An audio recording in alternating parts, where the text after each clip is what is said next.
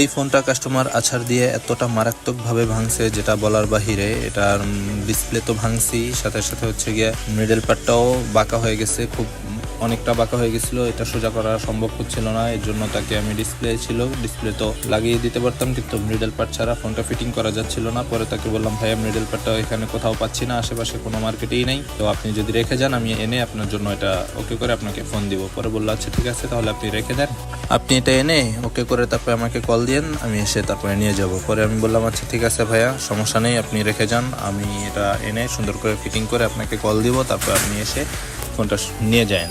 তারপরে ওইভাবে আমি ডিসপ্লেটা মিডল পার্টটা নিয়ে আসছি, নিয়ে এসে তারপরে সব কিছু সুন্দর করে ফিটিং করতেছি। ফিটিং করার পরে চেক করে তারপরে আমি তাকে কল দিচ্ছিলাম, কিন্তু তাকে ফোনে পাচ্ছিলাম না, যে নাম্বার দিচ্ছে সেই নাম্বারটা বন্ধ দেখাচ্ছে, এর জন্য আমি ওইভাবে রেখে দিছি, পুরোপুরি ফিটিং করি নেই, আঠাও লাগাইনি।